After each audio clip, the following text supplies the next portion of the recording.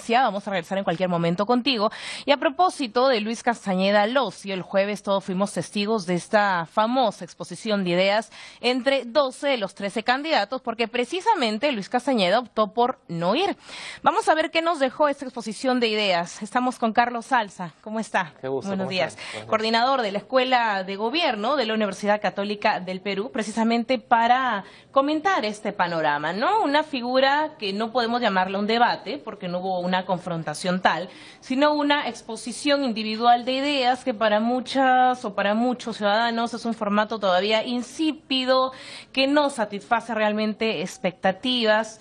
¿Cómo analizar esta situación? ¿Por qué son útiles estas exposiciones? Sin duda, un debate y una presentación de ideas y un debate electoral de candidatos es sin duda uno de los elementos más importantes de la campaña, porque constituye la forma en la que los candidatos van a presentar no solamente sus ideologías, sus principios, las bases programáticas de lo que va a constituir su forma de gobernar la ciudad o el país o la región en el caso que corresponda, sino además porque permite también una contraposición de ideas, es decir, que los candidatos van contraponiendo unos versus los otros, sus posiciones, sus criterios, las alternativas de solución de política que finalmente van a resolver los problemas de los ciudadanos. Por eso es que se espera que normalmente estos procesos sean debates, es decir, haya posibilidad de que los candidatos contrapongan posiciones, ideas, alternativas. Esto es muy difícil en un contexto en donde hay demasiados candidatos postulando a la vez, ¿no? Y es el caso de Lima. Que es el caso de Lima. Tenemos exacto. 13. Bueno, en este caso hemos escuchado a 12 de ellos. Exacto, a 12 de ellos. Entonces, un debate entre 12 candidatos es muy complicado, es muy difícil de manejar, porque se podría convertir, digamos, en una asamblea, ¿no? Y eso sin reglas específicas o inclusive con algunas reglas de moderación, en realidad solo da lugar a intervenciones particulares, precisas de cada uno de ellos, tratando de exponer qué cosa es lo que van a hacer, pero sin posibilidades de dúplicas o réplicas, que son lo que normalmente, digamos, debería ocurrir en un debate electoral. Lo del último jueves parecía un simposium, ¿no? Tenía 3 minutos cada expositor, el periodista asignado le hacía la pregunta de determinado tema, habían 2 sendas, digamos, seguridad ciudadana, desarrollo empresarial. Exacto. Entonces dejó muchos vacíos. Sí, y yo creo que además uno de los elementos centrales es también el nivel de publicidad que tienen estos procesos. O sea, para los ciudadanos constituye un elemento fundamental conocer cuáles son las formas de pensar de nuestros candidatos para saber cómo van a decidir luego las políticas, qué cosa es lo que van a hacer cuando ya estén en la gestión municipal. Ahora, es cierto también, claro, pero es cierto también que este tipo de exposiciones, sobre todo cuando se dan verdaderos debates, han perdido un poco el sentido ideológico, ¿no? Se convierten en el mejor momento para atacar al contrincante, hay condicionamiento de que no quiero que se trate este tema, entonces siempre arrinconar al opositor prima frente a la exposición abierta de ideas. Cuando el elector tiene la oportunidad de escuchar a viva voz a su candidato, pues simplemente eso se convierte en un ring de batalla. Sí, bueno, lo que hemos visto en realidad en el fondo, si uno hace un análisis de las propuestas, es fundamentalmente, claro, centrarse en 2 temas que son los que la organización había planteado, seguridad ciudadana y desarrollo económico. Y básicamente lo que ha habido son propuestas programáticas, pero bastante generales también, ¿no? Muchas de ellas en realidad básicamente han tenido una presentación de observatorios ciudadanos, Central Telefónica, la persecución del delito. Cambiar la política en gestión pública, señaló Cornejo. Quizá en algunos casos hasta algunas propuestas un poco más populistas, ¿no? De, por ejemplo, centralizar el otorgamiento de licencias, decía Eres en algún momento, o en algunos otros casos decir, bueno, vamos a eliminar las licencias o vamos a poner drones, ¿no? Entonces, claro, estas son en realidad cuestiones muy concretas a las que lleva el hecho de tener 3 minutos en las cuales yo tengo que resumir estrictamente aquellas cosas que pueden ser de algún modo más efectistas para efecto del voto, ¿no? Valga la redundancia, y ciertamente entonces ya deja de constituirse en un espacio efectivamente de debate de alternativas, ¿no? En donde yo lo que debería discutir es qué alternativa es la que realmente corresponde mejor para resolver el problema de la seguridad, para lograr el desarrollo económico y para poder conocer exactamente qué es lo que los candidatos tienen en su cabeza sobre la visión de la ciudad. O sea, qué ciudad queremos construir en los próximos años. Hay un plan de desarrollo concertado de Lima, uno de los candidatos, el del APRA, lo mencionó, pero los demás, digamos, tendrían que articular esto a partir de un proceso muy democrático y muy planificado, pero con visiones muy claras. Eso deja de aparecer en un espacio en donde quitar que puede ser un espacio importante y valioso, y ya es importante también que planteen sus ideas en un espacio como este, siempre termina siendo de alguna manera limitado, ¿no? Y además, claro, no hay opción a esta nuevamente réplica. Se habló incluso de manera así veloz, solución a la informalidad, hay que impulsar el emprendedurismo. Luego se habló, Edmundo del Águila habló de que va a establecer la hora de Lima. Solamente el ingreso a camiones pesados va a ser de 5 de la mañana a 11 de la noche. O sea, muchas veces nos dicen qué es lo que van a hacer, pero no cómo lo van a financiar, a qué plazo, porque se supone cuando uno tiene la expectativa es a un plazo inmediato, ¿no? No tiene la visión de que la situación cambie. En algunos casos también el presupuesto, ¿no? Porque, digamos, la ciudad, es cierto que hay recursos, pero ¿dónde colocamos los recursos? ¿Cuál va a ser la prioridad en la colocación y la asignación de recursos dentro de la ciudad?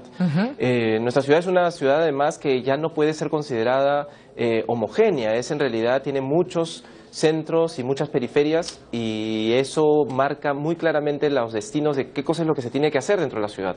El norte tiene un desarrollo de agricultura, de industrial, el este es más comercial, el sur es más comercial, el centro hay más servicios, entonces, digamos, se requiere pues una visión mucho más precisa y diversificada de lo que puede significar atender los problemas de una ciudad como Lima, que es muy grande, que tiene muchos problemas y que evidentemente además tiene muchas realidades distintas, ¿no? Y en algunas ocasiones por eso también se propicia este debate de los equipos técnicos, ¿no? O sea, ya no solo el candidato no te pinta el oro y el moro, sino cómo lo van a hacer. Porque el candidato finalmente, que es el candidato a la alcaldía, finalmente va a plantear sus propuestas políticas que son en realidad digamos, muy populistas, los criterios que a veces van a lograr el voto, digamos, ¿no? El voto, el efectismo sobre el voto. Mientras que los equipos técnicos discuten sobre alternativas. O sea, si los drones son viables o no y qué impactos van a generar en la ciudad, eso es muy importante discutirlo. Si voy a desarrollar infraestructura mayor para transporte en Lima, ¿cuál es exactamente esa mejor infraestructura y mayor infraestructura de transporte que yo necesito y que va a tener los mejores efectos en la organización de la ciudad? Si yo quiero organizar un sistema de seguridad ciudadana que incorpora a los vecinos, como varios lo han planteado, en el proceso de seguridad ciudadana, bueno, eso tengo que analizarlo técnicamente. Entonces, la discusión de los equipos técnicos podría ser también un espacio importante y valioso para la ciudad. Pero hay un tema además que no se discute nunca y que es algo que creo debería entrar en la discusión nacional sobre la ciudad.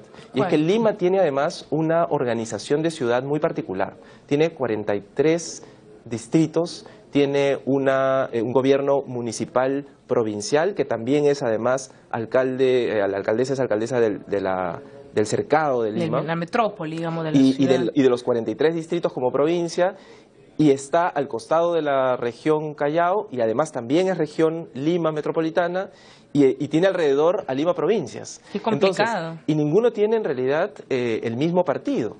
Entonces, y cada uno gobierna para su territorio.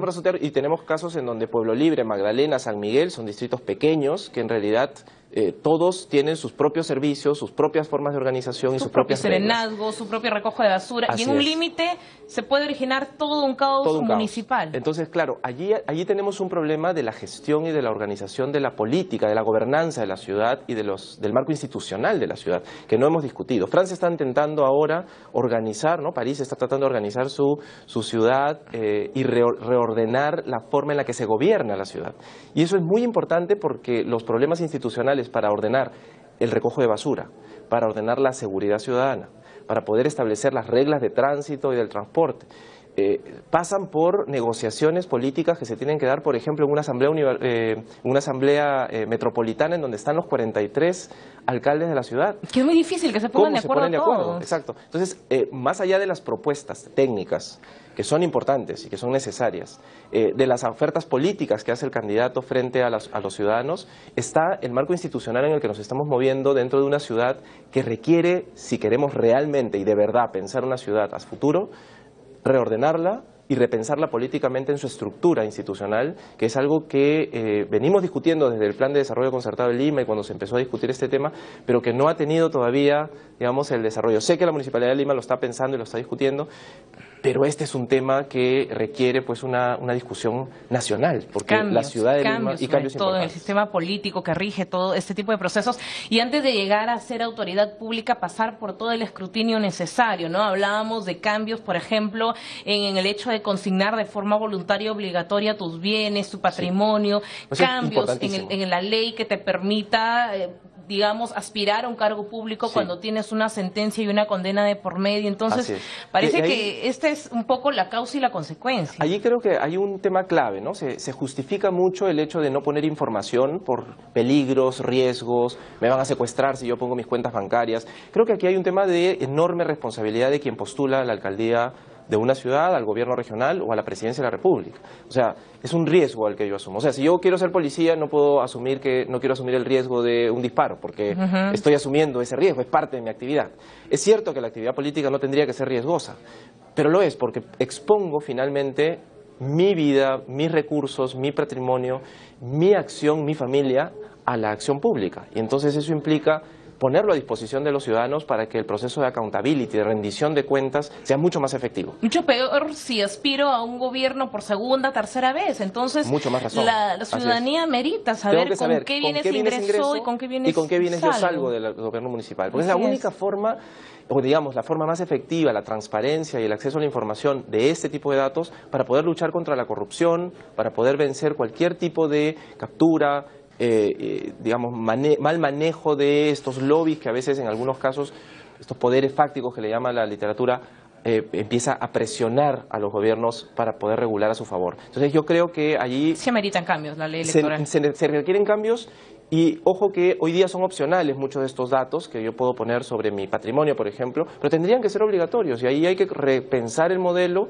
para poder exigir que los candidatos, si tú quieres gobernar y asumir la responsabilidad del gobierno de una ciudad, pues tienes que colocar tus datos y transparentar tu información, porque ese es el mayor valor además que podemos generar respecto a la lucha contra corrupción. Y es un compromiso a la transparencia, y frente al ciudadano y ciudadana, que yo le plantee que transparento mis recursos, ¿no? Hablar de política también es apasionante porque cuando estamos de cara a un proceso electoral, de todas maneras, movilizar una gran cantidad de votos a favor de cierto candidato a veces es difícil, pero una comunicación política acertada nos puede o puede hacer la diferencia entre la victoria y la derrota. En este caso, ¿cuál es la figura o cómo analizan esta campaña de intriga, de alguna forma, entre comillas, que tiene Luis Castañeda Locio? No fue al debate, sin embargo, todo el mundo, creo, y todas las redacciones empezaron las notas hablando de él. O sea, finalmente terminó siendo el punto central y el punto de atención, a pesar de estar ausente. En muchos casos yo creo que el silencio dice mucho, ¿no? El silencio en muchos espacios, en el arte, en el teatro, por ejemplo, el silencio dice muchísimo, ¿no? A veces una pausa es una pausa dramática, ¿no? En las canciones el silencio encierra muchas palabras. Encierra muchas palabras. Entonces, claro, yo creo que son finalmente estrategias de comunicación, ¿no? ¿Pero es válido cuando estamos hablando que se tiene que comunicar? Yo creo que, en efecto, en algunos casos la estrategia es válida. Inicialmente, para llamar la atención, para poder saber que efectivamente hay alguien que está detrás queriendo dar información que todavía no da. Es una especie de campaña de intriga, digamos. Pero evidentemente la política se hace sobre la base de argumentos.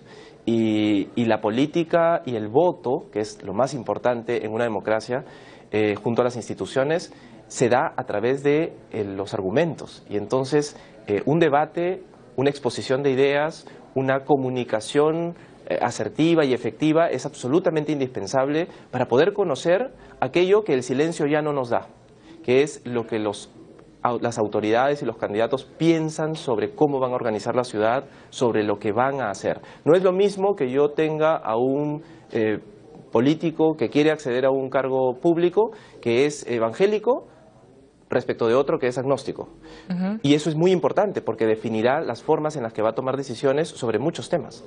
No es lo mismo que yo considere a un candidato que tiene idea de que, por ejemplo, el trabajo infantil es posible y es legal y tendría que regularse, de otro que cree que el trabajo infantil de 0 a 18 debe erradicarse. Entonces son visiones distintas. No es lo mismo pensar que la ciudad va a convertirse en un centro de comercio e industria que pensar que la ciudad va a ser un centro de cultura y de recreación. Y pese que en este caso Luis Castañeda ya ha sido autoridad, pero hay muchas cosas que aclarar. Entonces. Ahora, se viene otro debate el 21 de septiembre, el Jurado Nacional de Elecciones, parece Transparencia también ya han anunciado esto, sí. Y se habla también de que Luis Castañeda Lozo en esta ocasión sí estará. Patricia Juárez, vocera y además también candidata a teniente alcalde, señalaba que uno de los principales, digámoslo así, condicionamientos era de que no se trate el tema Comunicore.